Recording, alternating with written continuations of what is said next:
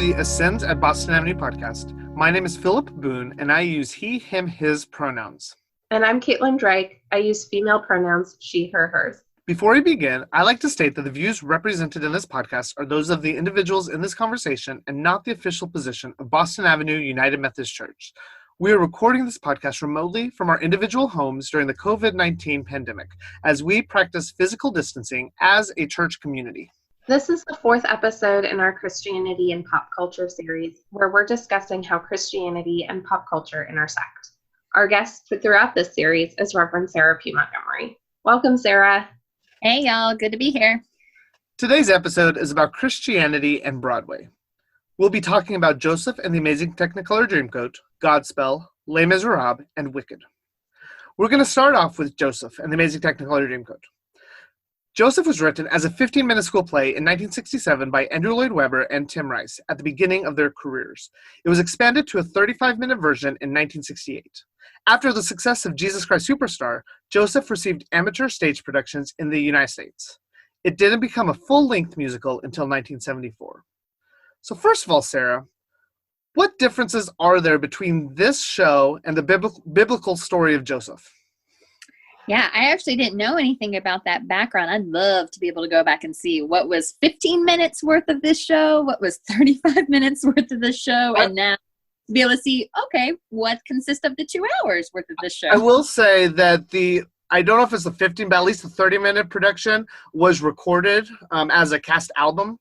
So you can go back and hear that portion of it. I might have to check that out now, and so should all of our listeners. But there's, this is actually a great question because I honestly, so I'd gone back this weekend to be able to listen to the show. And while I was listening, I was like, oh, this is just a great story of Joseph. You know, they've done such a great job of really kind of lifting it up. You know, you can go and read the story of Joseph in the last chapters of Genesis. I think it starts around Genesis 37 and it goes till the very end of the book of Genesis. And it felt pretty similar to me. And so I was like, well, obviously this question was written for a reason. So I was like, what is missing within the story and what are some of the differences? And that's when I realized that I was a really bad preacher because I totally missed the fact that God is not mentioned at all within the story of Joseph and the Amazing Technicolor Dreamcoat. And so they have a couple of different spots kind of within our biblical narrative where you really see how God is kind of working within the narrative a bit more. And so within the story of Joseph and the Technicolor Dreamcoat, there's not as much of that God kind of being mixed in and working within the narratives. And then you also have something similar to what we've talked about within the portrayals of of hell and kind of how that is able to be brought out through different works of art, is that in our biblical narrative, the story of Joseph doesn't really list out a multicolored coat with all the different colors. And so that really is something that's come from this movie and something that even often whenever I read the story or kind of hear the story again, I think of that multicolored coat and kind of bring that into it, even though it's not a part of my biblical narrative. So I think it's kind of interesting kind of how this helps to kind of mix that up and to play around with us in terms of pieces that were actually removed that, or maybe just weren't, maybe not purposefully removed, but were just not present that even I didn't notice, but then pieces that are added on that then invite me to read the story in a different way. So while we were preparing questions for this podcast, Philip had written a question that this biblical story, this musical is based on a biblical story, but is often seen as a secular piece of musical theater. And I was like, who thinks of it as secular? And he came back with that God isn't in it in the way that he is in our Bible. So I kind of wonder, from your perspective, Sarah, as a religious teacher, is it secular? Is it religious? How do we kind of navigate that? Yeah, it's a great question. I think some folks see it as a, quote unquote secular piece, because you have Elvis as a pharaoh, and kind of these different ways of having the music portrayed with using rock or kind of go-go dancers or different sort of pieces that bring in a different slant to the music and to the narrative. But I think it's hard for me, it's really hard to have a fine line between secular and sacred. I'm probably not the best person to respond to this in that way, because I see that as much more fuzzy. And that in a lot of ways, I think it's just beautiful that folks, even if they've never gone to church or, aren't a part of a faith background, that they'll get to hear this story and this narrative, which does kind of teach us some pieces of the Bible.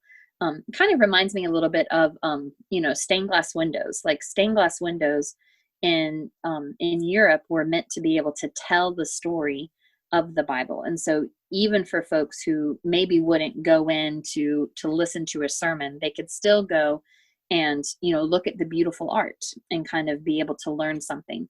So I think that there is I wouldn't necessarily put it within just a secular spot just because it doesn't mention God, or because it doesn't have this, mainly because it comes from a biblical story and it's grounded and based within that. But that there is an element to that then of kind of how do we sort of see this as a way to invite new people or different folks into listening to a similar story, maybe in a way that they'd be able to hear it a little better and a little easier. And then we can be able later on to be able to talk about, some of those other elements that aren't within it. And I think, so much of that fuzziness is dependent on your experience and whether you're used to, with the stained glass metaphor, going in to listen to the sermon, or if you're somebody who is used to standing outside the church. And so, for Philip and I to see this through a different lens, Philip is very immersed in musical theater. He's very passionate about it. So he has a lot more exposure to the theater community and to theater productions than I do, as somebody who that isn't quite so much my area of passion. And also we both have very different religious backgrounds and experiences. And so I think that has shaped how we view it as secular or not secular. So kind of following up on that, in a 1971 interview with the New York Times, Andrew Lloyd Webber identified himself as agnostic, although he did add that he thinks Jesus is a great historical figure. But he revisited religious stories and themes he has throughout his career, including Jesus Christ Superstar. And then he produced a Requiem in 1985 following the death of his father, which is like a huge religious piece. And so I kind of wonder, from that religious leader or teacher's perspective, is there value in having those religious stories in the secular landscape, or risk, or how do we grapple with that? No, I think there's great beauty and validity within that. My New Testament professor in college was Dr. Bart Ehrman, who is known kind of throughout the religious landscape as being somebody who was a strong evangelical pastor and then became agnostic kind of through his own study of scripture, as he kind of saw things that were not congruent and were, differences within the scriptural pieces. But because of that, I learned a ton about the New Testament from him, because he was really teaching me more about some historical perspectives, some literary perspectives, things different than just a spiritual sense of, okay, so how does this make you feel and what does this call you to do within the world? So I think when you have somebody come from a different point of view, so, for Andrew Lloyd Webber to be coming from an agnostic point of view, then that's going to invite me into thinking about God and my own faith in a new and a different way, because he's going to be presenting this in a new and a different way. So not necessarily from my viewpoint of, how do I take this and then say, okay, I'm supposed to go and do this in the world because this is what Jesus tells me to do. But instead it's, a requiem. Perhaps it's going to be struggling with death and what does the afterlife mean, and that to hear that from an agnostic viewpoint might actually enhance my understanding and my grappling with that as well. So I think that there's a lot of value into having those variety of voices that that allow us to kind of struggle and to ask those questions and to have those doubts and to be able to sort of lift all of those pieces up. So yeah, I mean, I say bring them, and let's keep on hearing from everybody, because there's so much we can learn from somebody with a different viewpoint and a different lens. The next musical we're going to discuss is Stephen Schwartz's Godspell. For those who are not familiar with Godspell, would you be able to explain what it's about? Yeah, so I told you earlier to read the last couple of chapters of the story of Genesis to be able to get Joseph. This one, you just got to read the whole Gospel of Mark, y'all. I mean, not Mark, Matthew. Whole Gospel of Matthew. And so to be able to hear the story, it is mainly the story, so if you think of the Gospel of Matthew, that's a story of a lot of parables. And that's really what Godspell is about. It's about kind of bringing those parables into life and then kind of showing how those parables are truly about creating a sense of community and what that community is being called to look like and how that community is being formed by Christ. And so, that in a nutshell is what Godspell is all about. What are some of the significant themes kind of at the heart of that story? Yeah, Godspell was one of those musicals that was written, in the 70s. So you do have a very hippie feel to it, and this sort of, centered around love and around community. You have a very central theme around anti-materialism, and so really kind of reminding each other that we are being called to something that is greater and bigger than just what we as individuals could do or what we as individuals need to be able to earn or to gain or to be able to have together. That this idea of a community that is unified and a community that is inclusive and diverse, a community that is able to go out and to share that love within the world. And so, I think kind of there's so many different pieces of those themes that are, a part of the Gospel of Matthew, kind of since Matthew was written for a Jewish community that was being able to understand more about who Christ was and kind of being able to help to shift those narratives as well. That then you have this musical that helps us sort of shift some of those narratives and think about, okay, if we've been consuming, how does that really fit into this gospel? And so, this kind of musical helps to twist and to turn those pieces around again. The movie Godspell is set in New York City, and at the beginning, people come together from the busy streets of the city to follow Jesus. It shows us the whole theatrical, the stage musical shows us this, but I feel like having everybody come from New York City with the busy, bustling streets gives us a better sense of it. But it shows us that the story is about people in diverse communities coming together and getting along in peaceful harmony.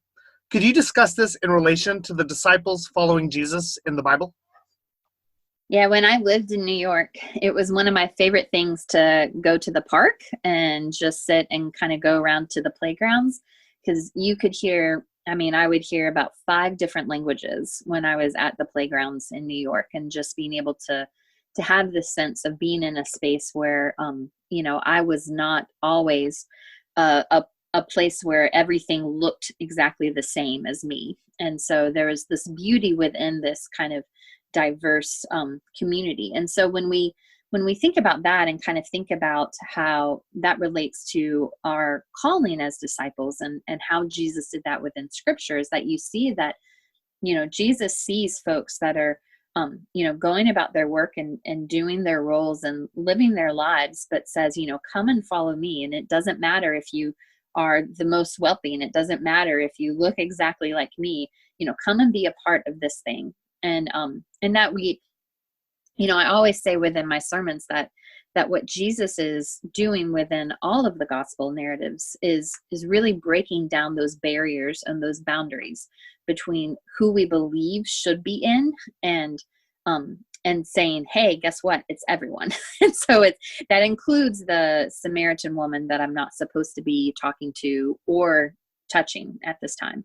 That includes the person who has leprosy and is being cast out and outside of the communal walls. That includes the person that is blind. That includes the person who has a demon spirit feeling inside. So kind of all of those different narratives of what Jesus is doing is saying, yes, you are welcome, you are welcome, you are welcome, you are welcome. And so this kind of being able to see that image through Godspell is a great way to remind us of what that community looks like. And that's so many times we try to place boundaries around that, but that's not what we're being invited to do.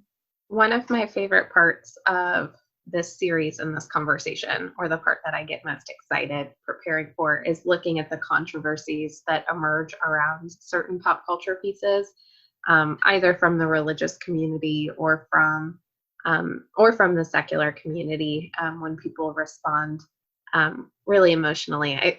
It's just intriguing to me and exciting. And so I wonder, were there any controversies that were attached or connected to Godspell? So there's kind of one big one that I know of. There might be others, but the biggest one is the portrayal of Jesus. So that many folks who have a very, within the faith and theological nerdy world, we talk about your Christology. And so your Christology is your view of who Christ is within the world. So some folks have what we call a low Christology, which is just kind of a belief that Jesus was, fully human and fully divine, but we focused a little bit more on the fully human part. And then a really high Christology will focus a lot more on the fully divine part. So a lot more on the God part. So, and then some folks kind of fall within different places within that spectrum. So the musical Godspell probably is pretty low Christology. So focuses a lot more on this human part of who God is. And so, a lot of times the portrayal of Jesus is, kind of somebody wearing a sports team t-shirt with a baseball cap turned around back and just kind of walking around. So you have this different image and this different feel of who God is or who Jesus is in relationship to God. And for some folks, that makes them really uncomfortable to kind of think of Jesus as quite literally somebody that could be just like them. And so, and that, because they want to be able to, I think controversial wise, you want to make sure that you're lifting up Jesus. And so that for many folks within this narrative and this musical in particular might say, hey, it really kind of denigrated our image of Christ because it did not lift up Christ within that sense. And then there's also then the controversy around the resurrection within this musical. And so that resurrection was more about a resurrection of the community rather than just kind of our focus within Easter is the resurrection of Christ. But there's not like that image that is portrayed within this musical. And so, those are two pretty big pieces that, they kind of got into a lot of, stirred up some stuff and kind of, stirred the pot a little bit within the religious communities. But I think again is a great way of allowing us to ask the questions. Well, why would that matter? Why is that a controversy? Why is that something that impacts my faith? And so to be able to have something that challenges our faith narratives, I think is a great thing to do. The next show we're going to discuss is the show that is based off of Victor Hugo's book, Les Miserables. Now, there's a lot of intricacies in this show and a lot of stories going on, so it's hard to give a quick synopsis. However, for people who've never seen it, can you give as quick of a synopsis as you can about the show? I will try my best. I will also say this is my very first musical I ever saw, and therefore it's my ultimate favorite, and I cry every single time. It's my favorite also, so I'm with you on that one.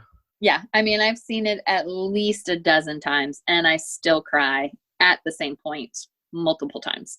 So there's, this is a great story of redemption and a great story of love and a great story of, what it means to be community together. So again, you do have kind of multiple layers of stories going on. You have the storyline of Jean Valjean, who was a person who was seen as a criminal because he had stole some bread, and then sort of his life of being able to leave, and he escaped prison, and then living life in a different way after that, and kind of his part of living life in a different way after that brings in another part of the storyline, which is by being able to adopt a girl after the young girl's mother died.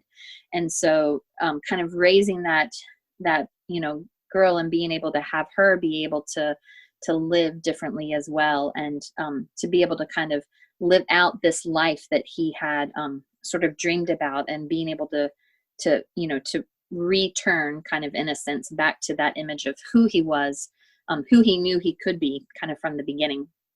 And then you have on top of all of that, the start of the French Revolution. So, it's not hard at all. Like, it's pretty easy storylines, kind of bringing in a big historical piece of revolution going on in the midst of a love narrative, in the midst of a narrative of redemption. And then in the midst of all of that, you have Javert, who is the not prince guard, but the prison guard, who is continuously searching for Jean Valjean. So you kind of have these, kind of 4 different plot lines that are coming in and out and in and out this whole way through the this beautiful musical.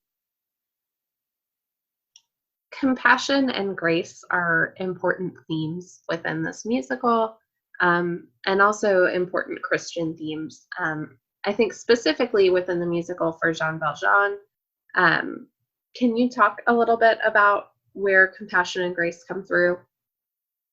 Yeah, it's this beautiful character story arc with him. And so he has, a couple of different places, and there's going to be some really big spoiler alerts about to come up for this one. So if you've never listened to the musical, you should pause and skip ahead to get to our next part. But I think kind of having, Jean Valjean, he was deeply impacted by the compassion that he received from a bishop, so from a person within the church, that sort of continued to ripple out throughout the latter part of the narrative and of his life. And so there was compassion towards his, the woman who died, and being able to receive the child, and kind of taking the Fontaine, taking her into a different space, and being able to love her as his own. The compassion towards, the man who fell in love with, his adopted daughter, and being able to be compassionate towards him, even in the midst of, him wanting to be able to fight within the French Revolution. And so sort of that, there's this beautiful scene around all of that. And so I think there are so many different places where there are unexpected pieces of compassion and love, where there's places of sacrifice, there are spaces of, of being able to speak out that love. But then there's also these, different bonds on so many different levels, where you're able to be introduced to, what does that kind of sense of unconditional love look like?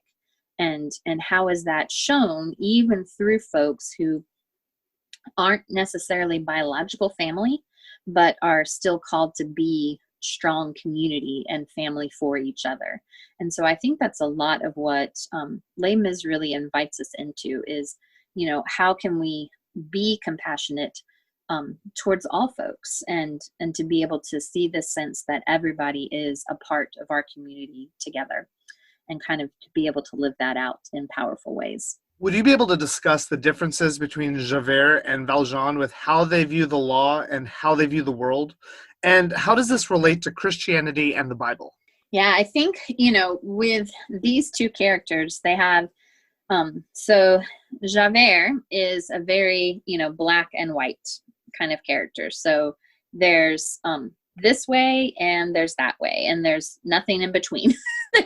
there's not any sort of gray space. It's you stole bread, therefore you are a criminal. So it did not matter kind of why you stole the bread. Did you steal the bread because your family was hungry? Well, that doesn't matter. You stole the bread, you're a criminal. You're going to go to jail. Those were kind of the lines that are being followed. And I think for, so with that, you kind of think about then justice, within the Christian perspective. We talk a lot about how there's a different thing about retributive justice versus restorative justice.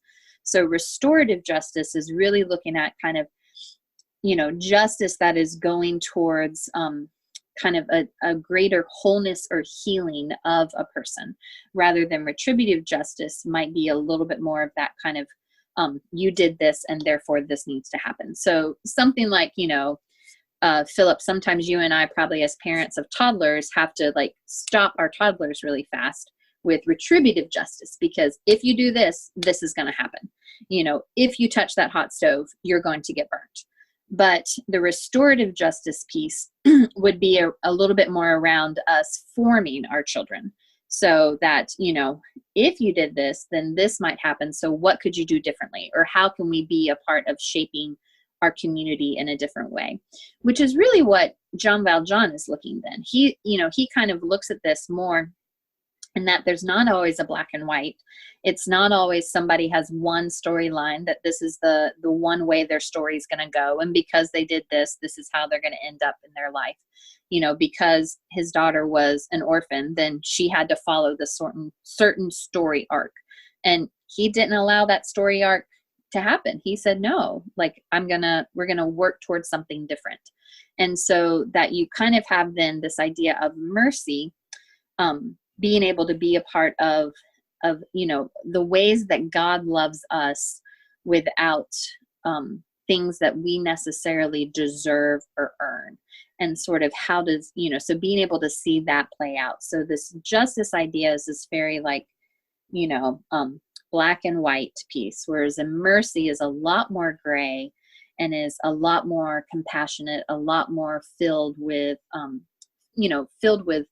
love, and being able to see the different ways that narratives could go based on how we are able to respond to people as well. And so with Jean Valjean and Javert, Javert has this grudge that carries on through his whole life, even till the very end, to when he's not able to find Jean Valjean, and this grudge literally kills him. And so there's then this piece of what does forgiveness do to us then? How can we be a part of forgiving others, so that that's a part of us being able to be merciful to one another as well, and of seeing the image of God within each other. And in researching for this podcast, I found a great HuffPost article that digs into that kind of two variations of Christianity, of that justice versus mercy. And the article is from 2013, but it's written by Morgan Guyton, who was the director of the Nola Wesley Foundation. So it's funny. I actually know him. So he's from the Virginia Annual Conference, which is where my original annual conference is. So it's written with that Wesleyan lens. So it's a great thing if you're interested in exploring this concept more. For anybody listening, it's a good read to kind of supplement with. So full confession, I have not actually seen Les Mis in its entirety. I'm pretty sure I might have skim watched it for a French class in French. So obviously it didn't fully stick. But according to Philip, at the end of the show, or near the end of the show, there's a quote that says, "To love another person is to see the face of God." So one, I think it's interesting that we had kind of a secular Joseph in the Technicolor Dreamcoat that doesn't mention God, and then Les Mis, which is clearly not a biblical story that mentions God. But what else can we kind of tease out or pull out of this quote and this idea?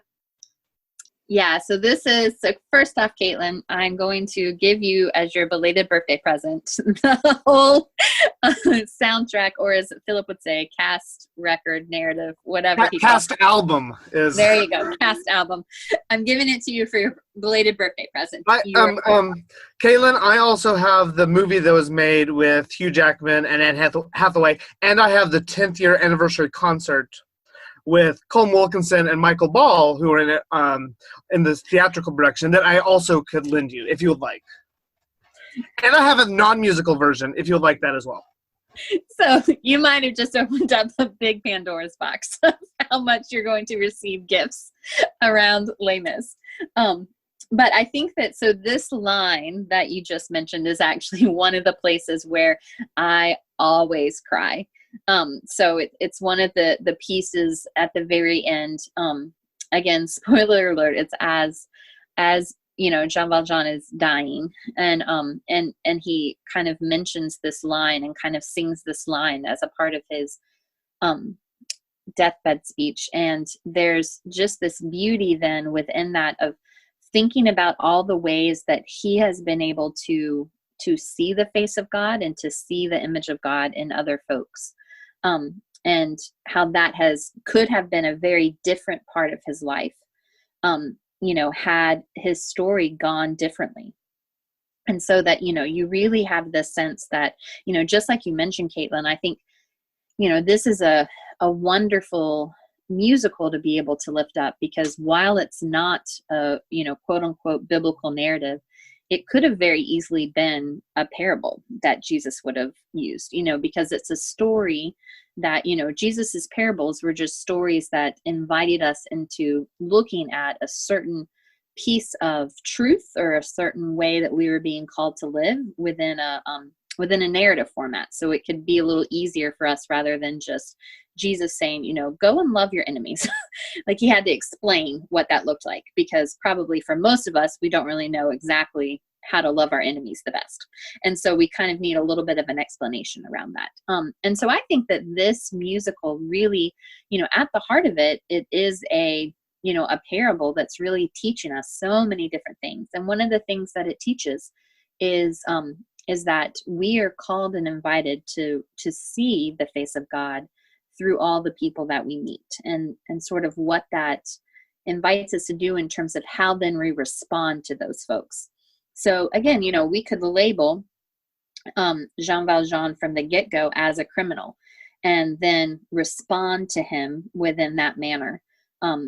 But instead, we're invited to see a different narrative and a different way of being able to view who he is. And then, but that he still is that, quote unquote criminal. He still has that part of his narrative and his background. And so, so kind of how are we a part as society of stereotyping folks, of putting people within certain boxes because of what they have done or the way that they have treated us. And so how can we kind of be a part of dismantling those boxes in order to be able to see that face of God within everybody that we meet? And so I think there's just so much beauty within that line, and especially of it being towards the end. I mean, every time I bawl. So it's a great line to be able to lift up. This next musical is where I will admit my ignorance. I consider myself well-versed in musical theater, but I know literally nothing about Wicked. I've never seen it. I've never listened to the cast album until right before this podcast, because I promised Sarah that I would. And I was like, I need to get it in now. So I know very little about it. So for people like me who have never seen Wicked or know much about the story, would you be able to give a quick synopsis of this show? Absolutely. And I think that it's really funny that you have never seen this, because people that usually are not theater nerds, this is the one show they've seen because it's so popular. So this is a great story that kind of takes a twist on. I do know that Popular is a song in the show. It is. I do know that. Yeah. So as they kind of, this was introduced sort of around the time when music and books and narratives are really kind of helping to take a twist on the way that we view a villain, and sort of, are there different ways to be able to to see the villains that we have always typed as villains within our midst. And so most folks know the story of the Wizard of Oz. And so this picks up more on the narrative around Glinda and Elphaba. And so Elphaba becomes the Wicked Witch of the West, and Glinda obviously becomes the Good Witch. And so you kind of don't have the narrative of Dorothy and everybody else and following the road and everything. They're kind of dropped in the midst of it. But instead, it's the story of, the two of them, so Glinda and Elphaba, being at school and learning to become witches and sort of learning sorcery and learning these different pieces and the struggle that they have within school. So Glinda is very popular. She's, your kind of stereotypical, blonde, peppy, would probably be like, the most popular girl. Well, she was the most popular girl running around school. And then Elphaba is completely green. And so it's just this outcast kind of, everybody's a little bit scared of her and you think that she's really weird. She's also very smart.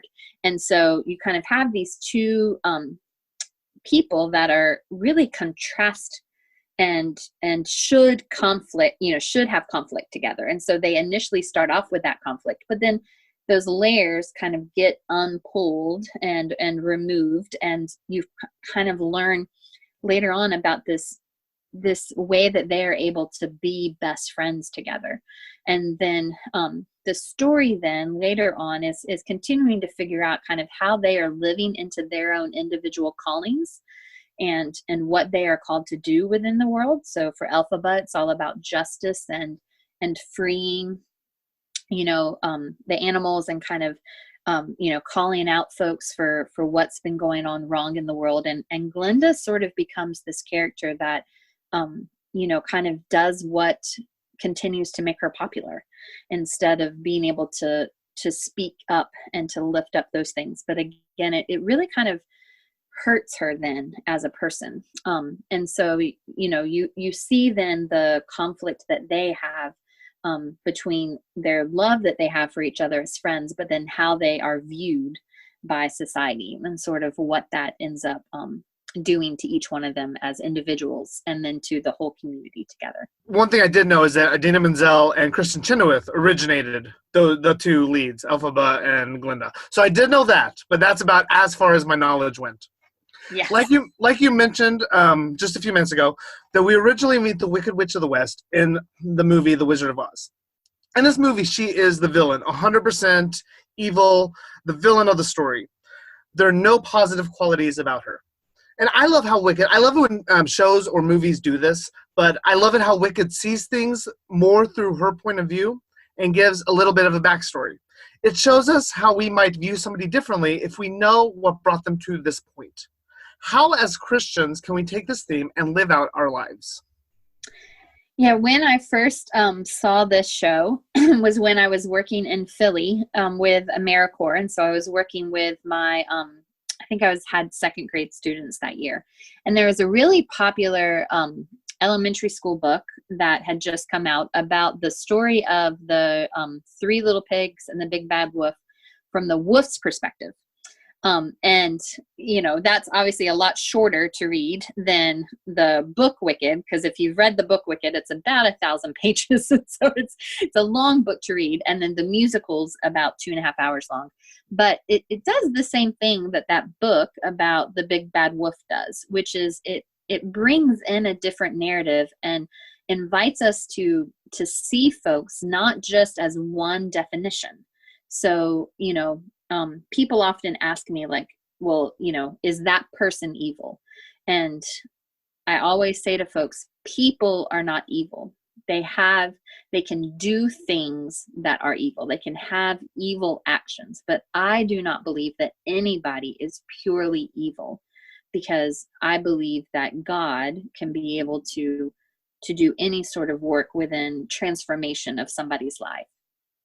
And so, so then I think that when you have the image of the Wizard of Oz and then the musical of Wicked, what it's inviting us to do as Christians is to be reminded of that narrative, that while we may think and see of the Wicked Witch as this one evil thing and this one villain, that story is much different and bigger. And then it's also because the way that the Wicked Witch was told in The Wizard of Oz is through that perspective and that lens of the minority voice, and sort of what would it look like then to have the voice of somebody else and kind of the other side of the story.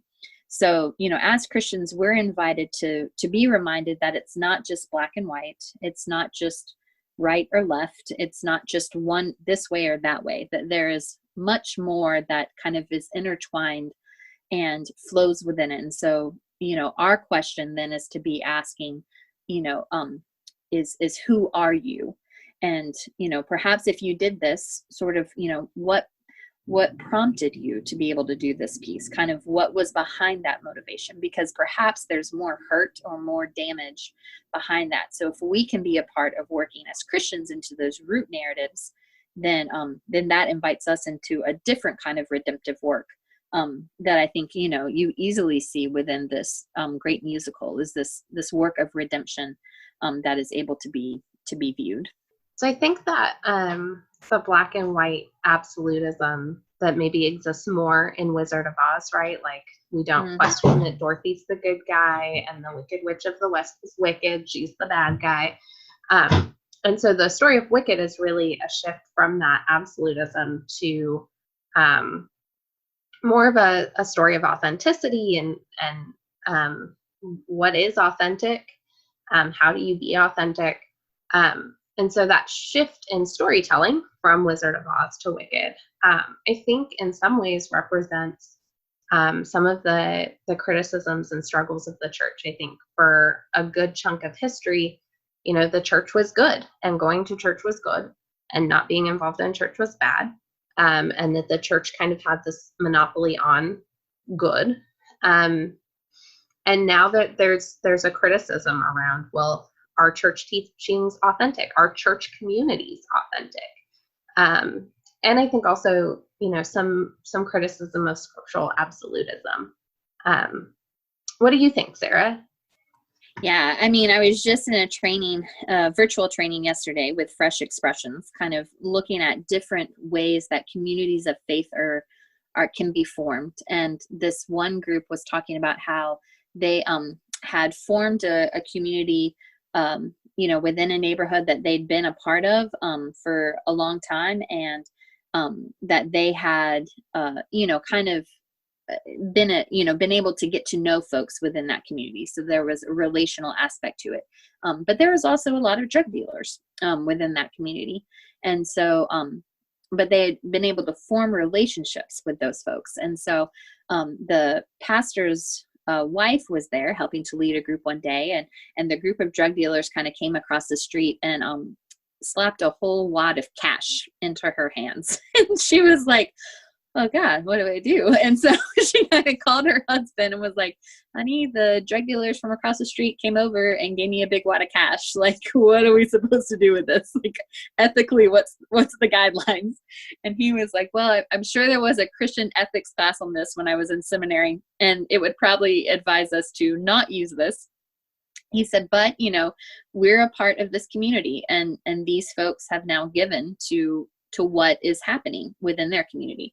So so they kind of went back across the street and talked to the folks who were dealing drugs and said, thank you for this gift. We'll be able to use this gift to feed the kids and to be able to provide them with Bibles and to do these different pieces. And the drug dealer said, thank you for being here. We are really grateful for the work that you're doing with this community. And so, like, for so many people, like, that would not be something that they would think should be church. And would not be the way that churches should work or function. And so I think so much of what we like you said, for so many years, I mean, church was, you get your pretty, for me, you get your pretty dress on, you put on your white shoes, and you go to church on Sunday mornings, and you keep still and quiet, and this is what you do and what this looks like. And so kind of, I think that these narratives and these different musicals are kind of a part of us being able to learn, how are we going to reshape that narrative? How are we going to reshape what that idea of community looks like. Because right now, all of these things are challenging. What is community? What is the narrative? Are we just one-sided, or like what it shows in Wicked, are we multiples? And we have these like layers and layers of parts of who we are, and that other people maybe just see this one layer, but that, we're a part of a greater storyline than just that. And so, I think that this is something that's, where the kind of what we've been talking about with these podcasts about that pop culture really has been a part of helping the church sort of be able to reframe for themselves too. What does that sense of Christian community look like? And how are we being invited to still be authentic? We still want to be able to send a message of Christ to folks. Like, we don't want to go in and just completely adhere to culture, but how do we bring in the authenticity of who we are and bring it authentically to a group, and to be able to learn more about who they are as well. And I think that Wicked is just one of those great examples that with its popularity just, kind of tells us there's more to the story than what you thought. And so kind of how can we be able to live into that? So like I said earlier, the controversy part is one of my favorite parts to research. I like controversy, I guess, but I promise not to cause any. No, I can't keep the promise. No. But I started looking to see if there was controversy, especially within the Christian community around Wicked. And granted, the Christian community is not a monolith. And so what I found, I don't think is fully representative of the Christian community, but of course I found controversy. So one of the pieces I found was womenofgrace.com. And they had a blog with an article about the musical. And they noted that it sends mixed messages about magic, goodness, and evil, which I do not believe are suitable for young audiences. She did clarify that for older audiences, they might be able to understand the nuance a little more. But I wonder, with that idea of like goodness and evil, it's not as black and white as sometimes we think. And faith is not as black and white, and Christianity is not as black and white, and some of our Bible stories are not as black and white. So I wonder, as a parent, Sarah, as a pastor, as a leader, or even Philip or Alicia as youth pastors, when is it appropriate to start going into the weeds and the nuance of the Bible and of good and evil? Is that something you tackle with Ruth, Sarah, or do we wait until they're in Philip's group?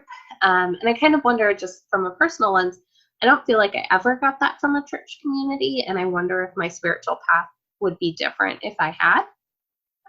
So, when do you start? Yeah, I think that's a wonderful question. I have not delved into it with Ruth quite yet, so I think 3 is probably a little too young still to be able to understand the complications of that. But I do think kind of introducing, Ruth, like I want to be able to introduce her to these books that, she'll probably know the story of the 3 Little Pigs, because it's a part of, Mickey Mouse Clubhouse and Little Einsteins. Like there's already that narrative being built within her head that the wolf is evil and the pigs are just trying to get safe. And so, I want to read her that children's book so that then she can ask those questions as well and be able to say, well, what does this really mean? And I think that's what we're invited to do, especially as parents, is to be aware and to be ready for when those questions come up and to not dismiss those questions. Because I think that it's, Ruth will tell me when it's time for us to start talking about that, because she'll be inviting me into that narrative. And so I just need to be ready to be able to not shun that narrative, to not stop it because of fear or anything. But yeah, I mean, the fact that in our nursery, there is a image of the Noah's Ark.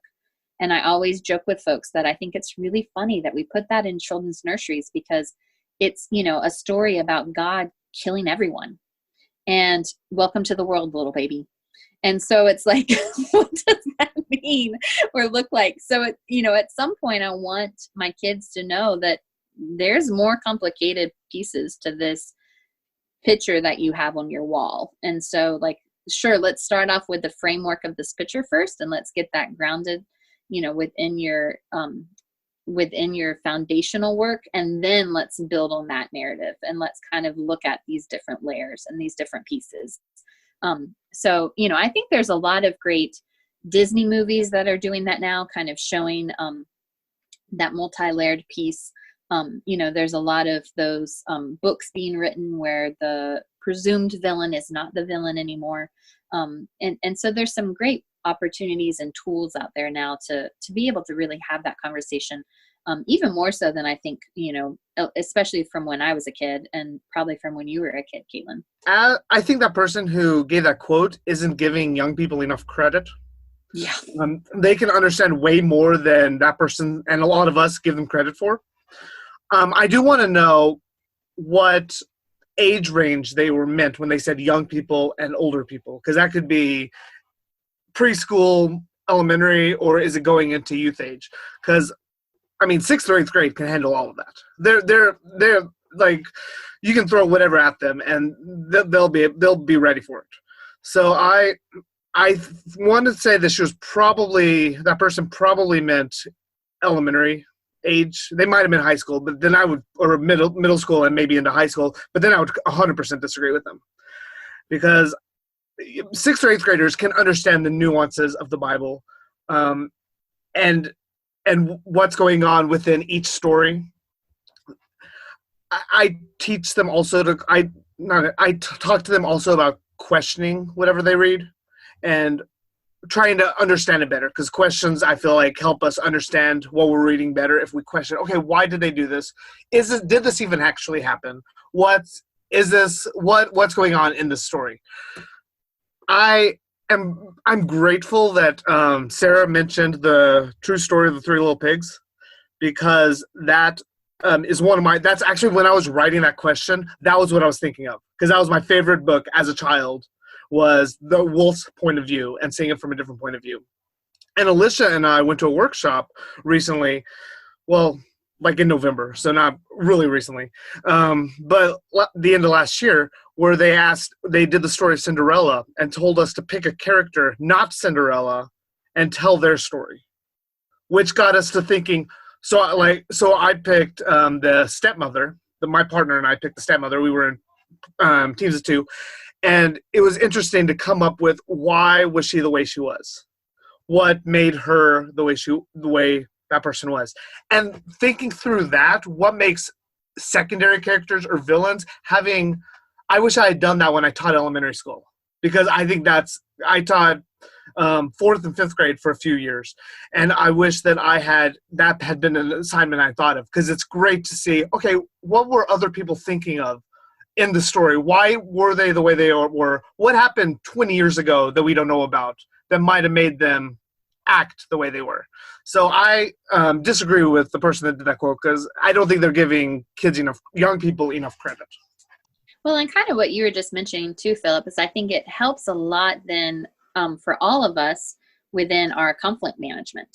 So if I'm in a conflict with somebody, I'm going to be much easier for me to villainize them and to see them in one point of view, because it's a point of view where they have hurt me. And so I want to continue to make them bad.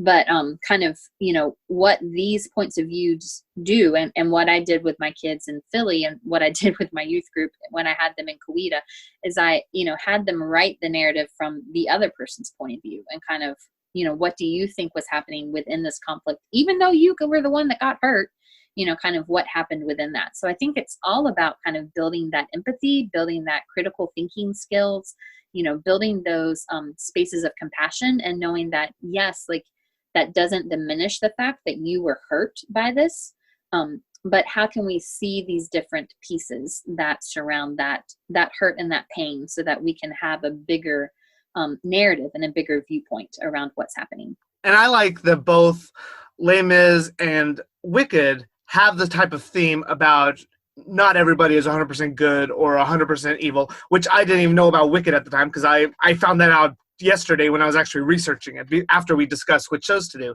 But that that there are nuances within each character. If you ask Javert, he's the hero of the story. He's trying to do what's right. Valjean's not the hero, which we like to think about. We talk about him being the hero of the story. Valjean's not, but in Javert's mind, he's the hero. He's the one that should be celebrated. So it's interesting to see if we took each story from a different character's point of view, who's the hero in that person's mind? And one thing that whenever I was teaching, I did not like at all that when a teacher would come up to me and tell me how poorly their former student was that's coming into my class. Because that gets in my mind. So that's another thing of, are we told that this person is bad, and so therefore we continue that narrative as they get older? So once someone was coming up to tell me about a student, I said, I don't want to hear about it. If you want to tell me how they're struggling on this subject, I'll hear about that. But don't tell me they never behaved in my class, because then that gets that in my mind, and I'm going to take that into my class and think through the same thing.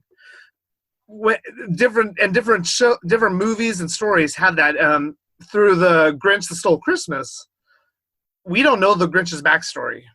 But if you watch the Jim Carrey version of that movie, they talk about his backstory about being made fun of and teased as a child. Right. So they added that to be like, oh, this is why he's kind of the way he is. Mm-hmm. And I always compare that to Zacchaeus in the Bible, because when Jesus said, come down from there, when he went on the limb, or went in the tree, and Jesus came down from there, I'm going to go to your house and we're going to share a meal and so forth. That might have been the first time that he'd ever been talked to like that, because nobody liked him as a tax collector. So maybe that Jesus in that instant might have been the bishop that's in Les Mis, who completely changed Valjean's life, because the bishop's the one that came through and said, I'm going to show compassion for this. That might have been the first time Zacchaeus had been shown compassion. So maybe from then on, that changed his life, and he became a better person after just talking with Jesus and sharing a meal with Jesus. So it's interesting to see how just maybe talking with someone, or that small discussion, that small act of compassion could change somebody's life. Absolutely. It's the beautiful things that will change the world. Excellent. Do you have anything else to add about any of the shows we've discussed or this topic? Continue to listen to the music, y'all. It's beautiful stuff, and really stirs up some different pieces for everyone in different ways. So we'd love to hear from you about how it stirred, new things up in your heart. Excellent. Thank you. I will say that Joseph and the Amazing Technicolor Dreamcoat is in a movie format with Donny Osmond that was recorded in the late 90s. That's really it's a movie format, but it's really kind of a film version of like a stage show. It's not fully immersed as a film.